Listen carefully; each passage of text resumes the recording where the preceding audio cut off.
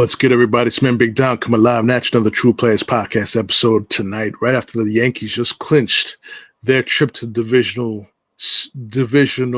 series against the Toronto Blue Jays. They just beat the Red Sox 4-0 behind the stellar pitching of Cam Schlittler. 8 innings, 12 strikeouts. What a way to represent for the New York baseball franchise.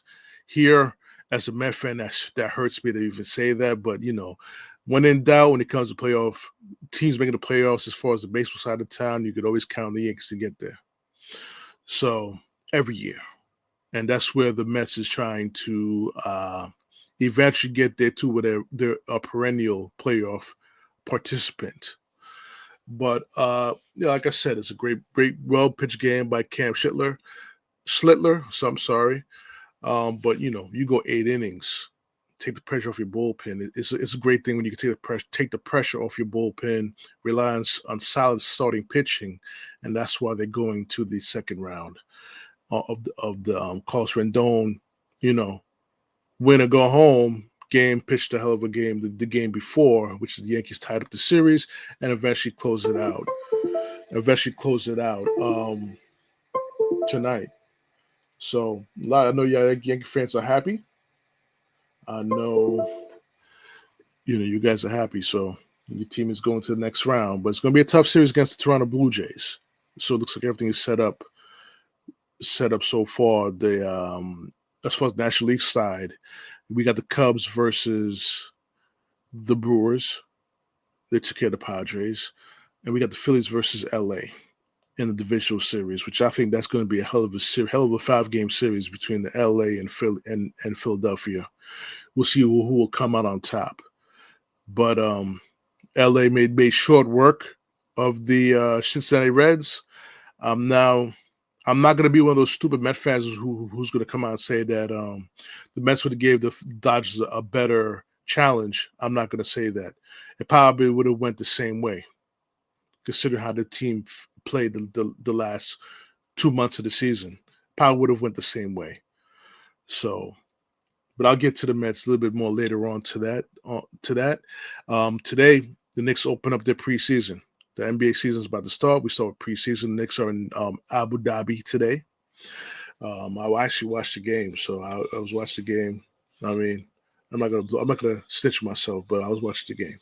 Don't ask me where I was watching the game, but I was watching the game.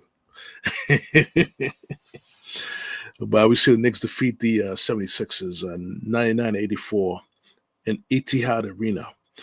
McBride led the Knicks off with 12 points, had some great shots. It's great to see the new faces on the team. It seemed different, though. The preseason game seemed different for what I've seen from the Tom Thibodeaux coach teams. It's a big difference. The ball was moving a lot more. Guys was moving a whole lot more. It wasn't ISO ball. It wasn't ISO Brunson or ISO Cat. Ball was moving, and the only thing is that kind of worried me was OG did not play in the game. He was out with a hamstring injury, I believe, or a hand injury. I'm trying to remember what injury did he have. But I seen Dadier start this place, and this is a big opportunity for Dadier. It's an opportunity for him to showcase his skills, but also Knicks are probably showcasing him in case they need to trade him to give that spot to Malcolm Brogdon. You got to keep an eye on that. I believe the Knicks are in their intentions is to keep Malcolm Brogdon on the team. So they have to find a way to get the roster spot available so they could make him permanent on the team. But we saw the lineup with Mitchell Robinson, Karl-Anthony Towns, Dadier, Brunson, and Bridges. It's a good time. It's a good time to see the NBA start right now because I consider for me, I think my NFL season is most likely over right now after 4 weeks. But I'm looking forward to the Knicks. One thing that impressed me about the Knicks today was the play of Miles McBride. Mikal Bridges really stepping forward and being more aggressive on the offensive side of the offensive side of the ball. And for all the talk about Knicks And Tom Thibodeau, they thought they're going to lose their defensive identity with Tom Thibodeau. I seen every single player that played in that game play tough, top-notch team defense throughout the game. Sneakers was squeaking on that court. You understand what I'm saying? So the defense seems to be fine, in my opinion. And I believe since the fact that everybody's touching the ball, everybody's involved in the offense now, you may be able to get extra effort on that defensive side of the basketball. That'll enable them to be a better defensive team because everybody's involved on the offense side of the ball. What impressed me the most, as we saw, Embiid did not play. I didn't see Paul George play. OG Anunoby on our side didn't play. But what impressed me the most is Mitchell Robinson, 16 rebounds in 18 minutes of play. Now, Knicks fans, we all know we got to keep this man healthy. We all know that, okay? And he's probably going to be on a pitch count also. He may not play back-to-back games this season, but that's okay though, in my opinion. Keep him fresh for the playoffs, and we go from there. You know what I'm saying? Keep him fresh. I don't care, because this guy, when he's on the court, he is an asset to the New York Knicks in everything they do. The only thing I want him to get better at is catching the ball, because when you're playing with Cat, one thing about Cat, he's going to pass you the ball. He's not Julius Randle. He's going to pass you the ball. So you're going to have better hands to catch the ball and get those easy dunks, which I feel he's going to get a lot of easy dunks with playing alongside Karl-Anthony Towns. But the Knicks do play again on Saturday, and again in the arena in Abu Dhabi. Nice arena, but I'm not a big fan of them going overseas and playing their preseason game and all that stuff. But I understand they're trying to make the NBA global. I get it. I get it, but behind that, all that is money talks. You go to Abu Dhabi, they got deep pockets over there in Abu Dhabi. All the princes and sheikhs over there. So you're gonna go with the money is, right? I guess. Now I guess I know. So on that note, let's recap week number 4 of the NFL season. I know, guys, it's late at night, but I promise you I will get through this tonight. The Giants get their first win. You know what I'm saying? The first win of the season with jaxsondart. jaxsondart gets his first start of the season, which I told you guys previous podcasts, I thought it was too early. But the kid proved me wrong. The kid provided energy to the team. The team was moving differently. More fast-paced offense. Even though, I guess the energy that he brought to the huddle was something different, because a lot of commentators was saying, I know Rex Ryan was going ham on the pregame show saying that Russell Wilson threw in the game. He was going in on Russell Wilson. And to the most part, you look at it, you have a chance to score a touchdown, you're throwing the ball in the back of the end zone. They even attempt to even try to make a play to get a touchdown. So I kind of agree with them on that standpoint, definitely. But this is the key here. They lost their receiver, maliknabors, to ACL. He is out for the season. On trying to make a big play on jaxsondart throw, you lost maliknabors for the season. Where do the Giants go from here with maliknabors out for the rest of the season? That means wandalerobinson has to step up. Dariusslayton has to step up to be those receivers for jaxsondart to help him out. Because by the end of the day, he's still a rookie. But he does have some talent. And I understand. I see why briandaboll wanted to pick him so bad on the team. And I think the Giants have found their starting running back. No more Tyrone Tracy. No more Devin Singletary. They found their starting running back in Cam Scatterbo. I didn't remember his name the last time I was talking about him, but definitely they found their running back. He went 25 catches for 79 yards. Pretty much ended the game. The Giants dominated the time of possession against the Chargers, which you have to do. You got a quarterback like Justin Herbert on the other sideline throwing that football. You got to keep away against them. Okay, and also they forced turnovers. They got an interception for Dexter Lawrence, who has been quiet this entire season. I haven't said one thing about him until today. He got an interception, returned it for a touchdown. I believe he returned it for a touchdown, if I'm trying to remember. And the rushers, they were getting pressures on the quarterback. Brian Burns, Kayvonthibodeaux, Abdul Carter, getting sacks, causing some confusion for Justin Herbert, which he wasn't sitting comfortably in that pocket for most of that game. He was not. So now the Giants is going to face the Saints. Let's see what happens. See if the Giants can get win number 2 with Jaxsondart. Maybe see him throw a little bit more. But he could run that football though. Let me give you his stats: 13 for 20, 111 yards and a TD. He also had 10 carries for 54 yards and a TD. Actually, Dexter Lawrence did have a pick 6. According to my notes, he did have a pick 6. All right, so I was right. But the one thing the Giants have to do is to shore up their run defense. They got to shore that up because Omarion Hampton got up for 128 yards on 12 carries, just on 12 carries. So they got to shore that up. Okay. So shout out to the Giants for getting their first win of the season. They are 1-3. And if you had the opportunity to hear my previous thoughts on the Giants, I thought the Giants was going to be the sleeper team in the NFC East because of Russell Wilson at quarterback and maliknabors. Now, did that change with Jaxsondart as a new starting quarterback after week 3?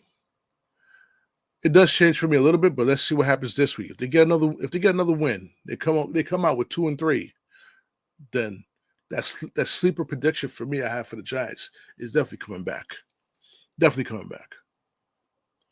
So Giants fans, you got something good going on down there. You got the young quarterback. Let's see what happens, right? See what happens.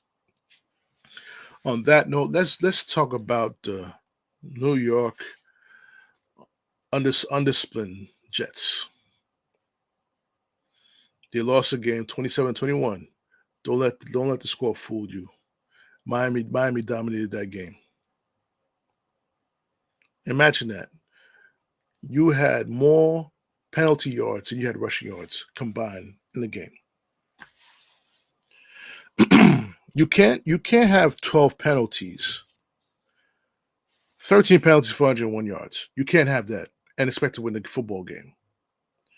These fans these Jets fans are not merciful when it comes to head coaches. In my opinion, they're even more merciless against head coaches who are of the minority. Because there's only been 3 fucking games, and they're already calling for Aaron Glenn to be fired. Imagine that. But I know what they're going to say. They're trying to say I make this a race thing. No. It's the truth. Because when Robert Saleh was here, y'all were doing the same shit to him. Oh, he don't know what he's doing after 3 games? Now, Robert Saleh was, that's a whole other story. You know what I'm saying? I've said he did deserve I felt he should have been fired. I said that. But Aaron Glenn's a different story for me. They also did it to Todd Bowles, too. Let's not forget that. The last time the Jets had a winning record was with Todd Bowles as the head coach, as we seem to forget. A black coach. But I digress. A lot of the Jets need to do a better job of holding on to the football. There's too many times where guys try to fight for extra yards. They don't protect the ball while fighting for extra yards. For anybody who's saying that Braylon Allen is the guy that's going to replace Breecehall, we need to stop that noise right now. Stop the noise right now. He's a good complimentary back to Breecehall. He's a good 1-2 punch to have with Breecehall, but he should not be a guy that you should feature on a team if he can't hold on to the football. The Jets' first drive, they're about to score a touchdown, and this guy had fumbles the ball at the yard line trying to fight to get into the end zone. I give him credit for fighting. Yes, I do give him credit for that. But you got to protect the football first. Somebody goes in there and punches the ball out. That can't happen. That's a momentum killer. Especially when you have an opportunity to, at least, worst case scenario, to leave with 3 points. Worst case scenario, leave with 3 points. And he fumbles the ball. Unfortunately, he ends up getting injured. We don't know if it's a season-ending injury or it's going to be a 4 to 8 week type of situation. So the Jets have to rely on Isaiah Davis as primary backup to Breecehall. Now, the other thing I was kind of pissed off about is come out of halftime, the Jets score a late field goal to bring it close. You're getting the ball back after halftime, kickoff return.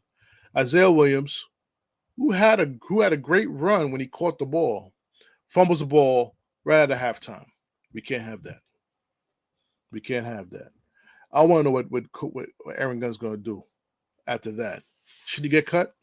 Because he did another boneheaded play later on in the game where he decided to fair catch at the 2-yard line.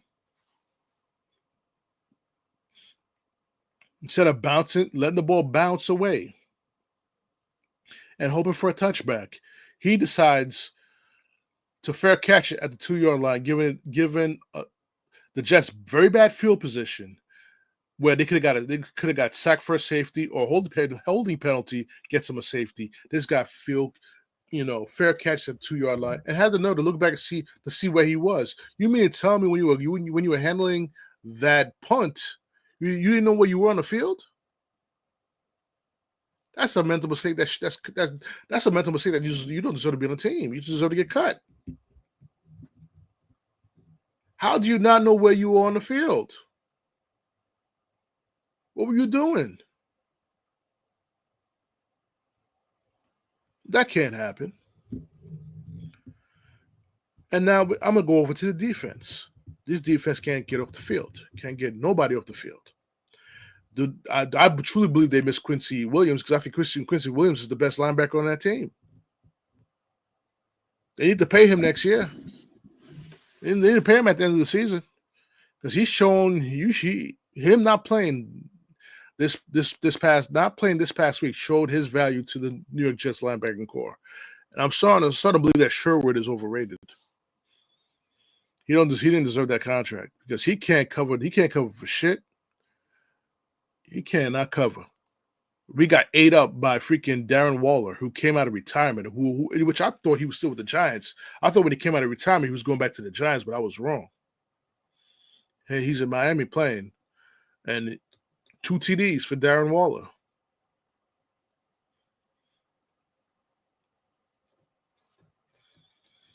That's crazy. And Jermaine Johnson didn't play again today because of the injury. Tyreekhill left the game also early in the first quarter with, I believe they said it was a dislocated knee, which kind of helped the Jets come in close to win the football game. But like I said, looking at the game in the big picture of things, this game was not even close. Shane was going crazy. How many yards did he have? Shane had 20 catches for 99 yards. It seemed like he had more. And before Tyreekhill left the game, he had 6 catches for 67 yards. They couldn't guard him. They couldn't stick him. And some bad pass interference penalties by New York Jets by Sauce Gardner. And I believe by I think Stevens, they probably got Stevens with another pass, PI. But there was one pass interference call that I did not like, which cost the Jets the ability to come back and possibly win this football game. And that was that pass interference they called on Garrett Wilson when he scored that touchdown, that first touchdown. The guy had his hands on him too. So for me, I'm not saying it because I'm a Jet fan. I'm saying it because it makes sense. If the guy has his hands on the receiver, and the receiver shoves him off, it's fair game. Put that flag in your pocket. And Garrett Wilson made a hell of a catch anyway, but it didn't count because they called offensive pass interference on him. Come on, refs, we gotta put that flag away. If the defender is handsy with the receiver past 5 yards, it's fair game. Whatever happens after that, it wasn't like he really shoved him to the ground and stuff. He just gave him a little tap to get free. A little tap. How many times has Michael Irvin done that? How many times has Jerry Rice has done that? I'm not saying Garrett Wilson is Jerry Rice or Michael Irvin, but still, he's a top receiver in this league. He deserved to get that benefit of the doubt. Don't you think? Don't you think?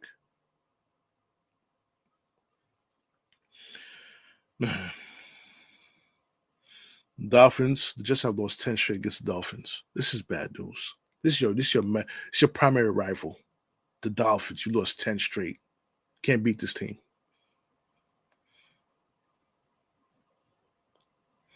But when I saw when he had to when I seen when he had to throw the ball with Justin Fields, he did make some good throws.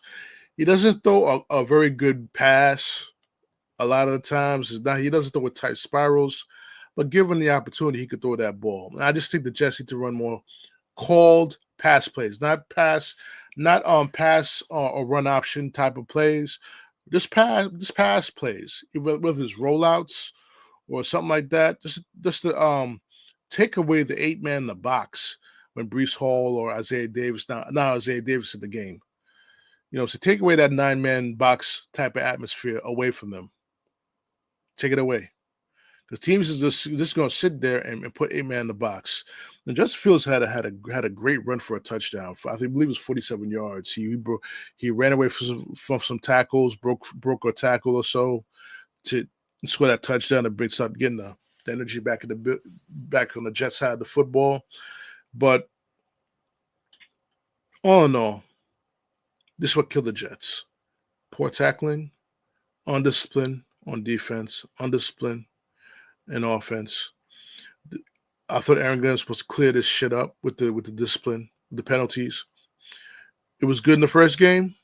The last two games, they have reverted back to Robert Saleh and Jeff Ulbrich levels of penalties.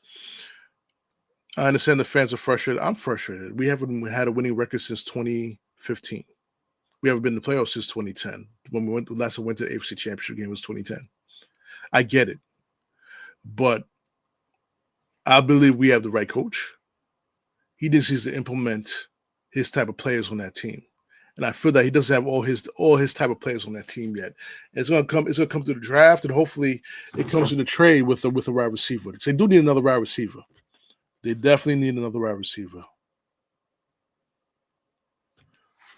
They need another one. They can't go on with Garrett Wilson and then Garrett Wilson by himself and the two tight ends. It's not gonna work. Even though Mason Taylor, he could catch the ball. Ruckert, he catch the ball. But you need someone on the outside to ease that pressure off the tight ends and also breecehall as well. Now breecehall is trying to be the second number 2 receiver, and he's a starting running back. So the Jets need to find somebody via trade. Maybe they need to trade for another linebacker. Maybe they need to do that. Food for thought. Food for thought. But they got a tough game next week at MetLife against the Cowboys. Cowboys can score. Don't get it twisted. They can score. They can play a little defense too. So it's going to be a tough task for the New York Jets next week. I will preview it on Sunday. And then after the Cowboys, they go over to London to play a game in London, which, like I said, I'm not a big fan of going overseas. Like I said with the NBA stuff, I'm saying the same thing for NFL. I'm not a fan of American football going overseas. I get it's for the money. It's for the global attention. You get enough global attention to the Super Bowl. So there's no reason to go out there. All right? So now, before I end the podcast, I know it's kind of late to talk about the New York Mets collapse. It's too late. But I will talk about it because it's very important, because I'm a Met fan. And this season, the way it ended, after the start they had, 45-24, the best team in Major League Baseball in June. 45-24. Should have been these playoffs right now. Should have been here. But the question is why they're not in the playoffs right now. I'm gonna tell you guys why. It was an oversight on the general manager, and for 60-70% of the time, poor managing by Carlosmendoza, relying too much on analytics instead of following his gut or believing in his player to get himself out of the situation. I'm going to say it. I'm going to come on my face and say that shit. It's facts. It's facts. You understand what I'm saying? Last game of the season, the Reds lost to the Brewers. Okay. All the Mets had to do was win the baseball game. Just win. And much to my surprise, they started Sean Manaea. He goes 1 and 2/3 inning, and did not give up a run. But then the manager decides to go to a bullpen by committee to finish off the game. Why? If I was managing a baseball team, if I'm playing to be in the playoffs to try to win a championship, I'm going to lose with my best guy on the mound, or one of my top guys on the mound. No matter how much he struggled throughout the season, I'm going down with the best guy, not with the shaky bullpen. I'm surprised Brazoban did not give up a run in his inning and 2/3 either. But then again, the trades that they made rarely gave up a run. Stanek, who's not going to be on the team next year, you kiss that goodbye. He ain't going to be on the team next year. He's been trashed the entire season. And Rogers gave up the 4 runs. And the Mets left a lot of people on base. I believe they left about 12. Plus, with the abilities to win the game in the 9th, I believe they had a bases loaded early in the game and couldn't get a run in.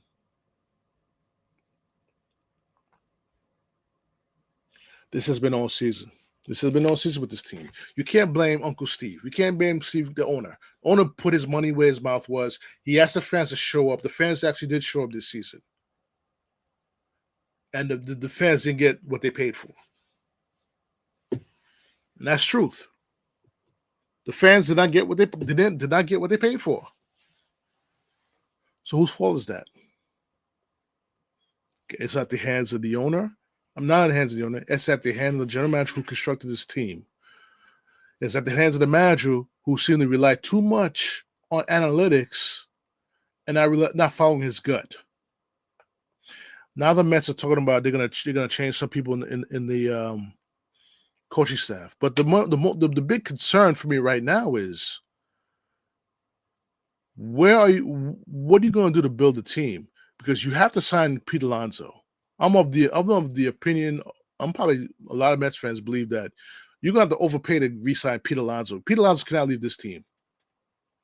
Here he said as soon as the game ended, he's opting out, and I don't blame him. 124 RBIs this season, over 30 home runs. You better believe he's going to opt out. But what would be the contract that will satisfy his agent? It's not about the player.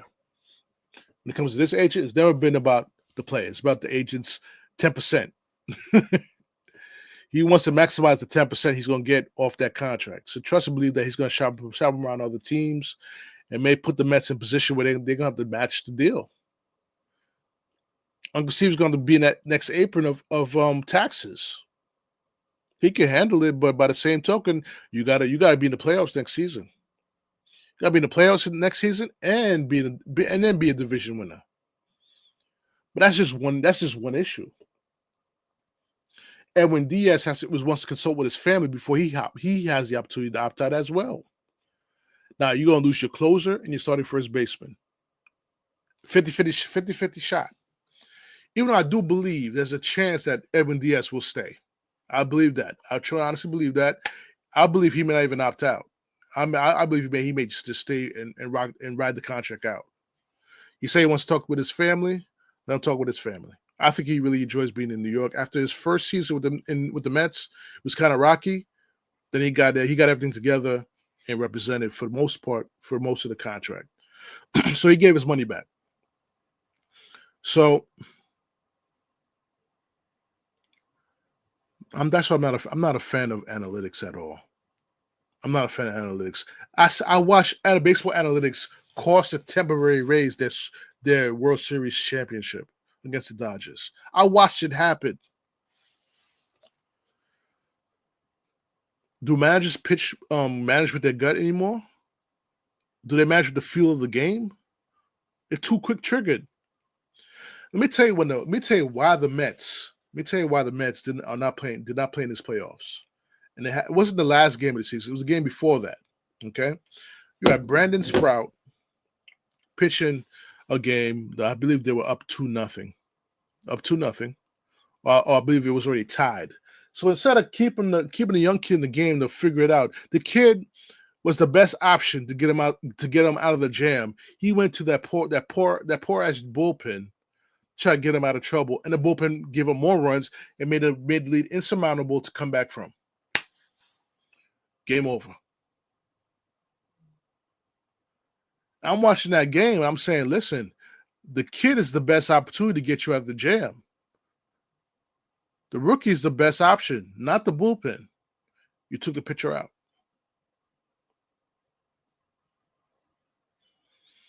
Now, guys, I can't wait to have my good friend Matthew on the show, because we're going to have a talk about the Mets and we're going to talk about the Knicks. This is embarrassing. Can I say this is worse than 2007? This is why I say no. It's not. This is why I say no. It's not worse than 2007, because 2007 was you put these two teams together to face each other in the playoffs. 4 out of 7. 2000 team is beating this team in 5 every time. 2000 Mets team will beat this team in 5 games every time. Because of the depth of that lineup with the 2017 was much more deeper than this team. Come on. You got Delgado, Beltran,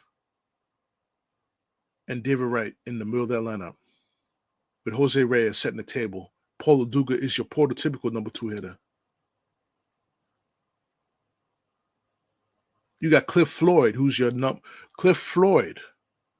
6 hitter. I don't even need to continue that.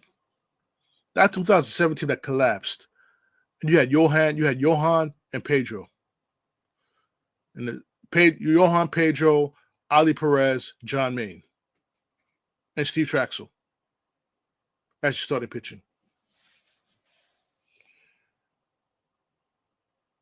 That 2007 team is beating that team in 5 every single time, in 5 games. And I truly believe Willie Randolph is a far better manager than Carlos Mendoza. Far better manager.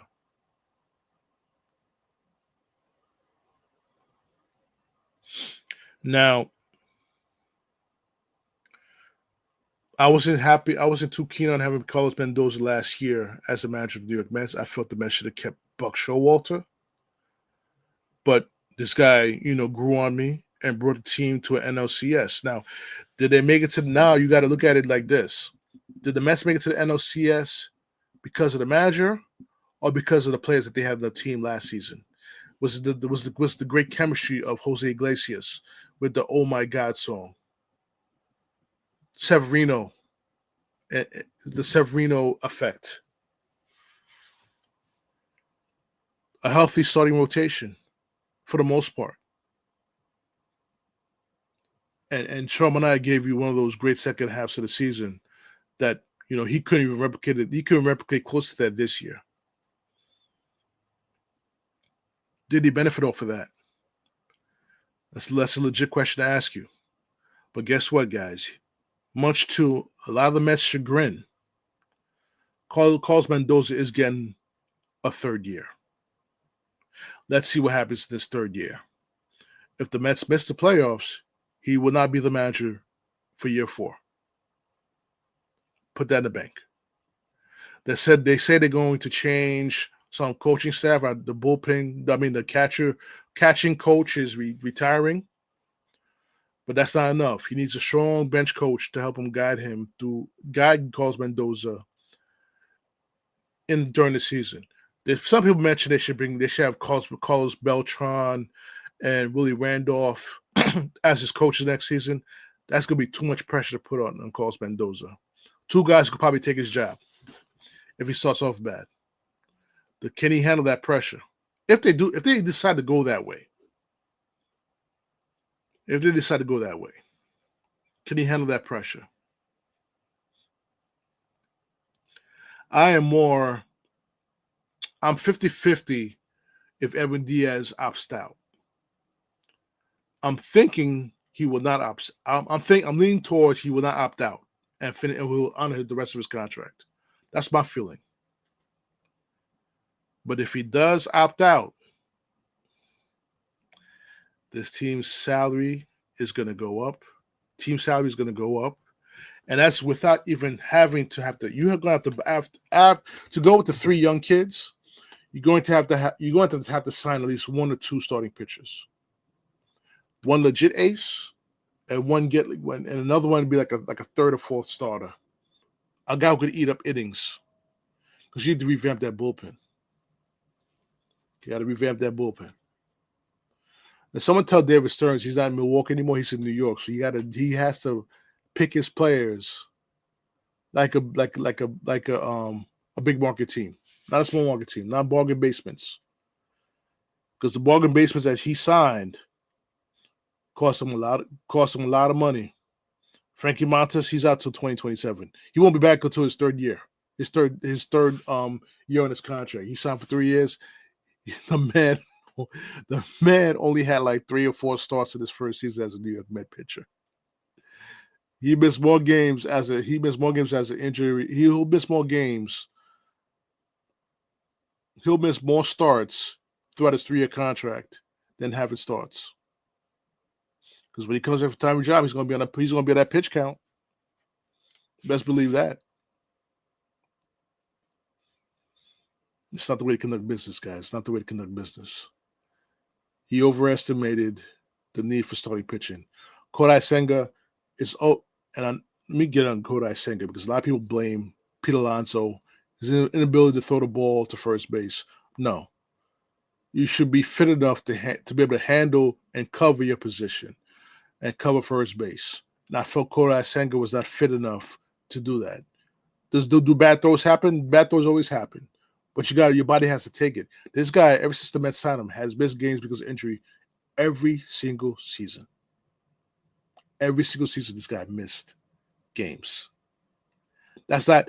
And I remember I spoke about you guys about equitable spending. Kodai Senga has been totally not equitable for the New York Mets. Frankie Montas is not equitable spending. Jose Siri, a trade that was not equitable.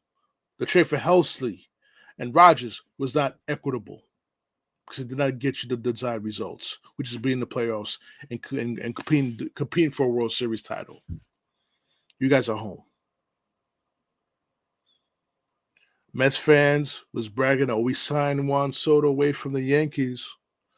We're going to be the best team in town. But who's going to the individual series right now? As a Met fan, that's disgusting. And I said it earlier in the podcast.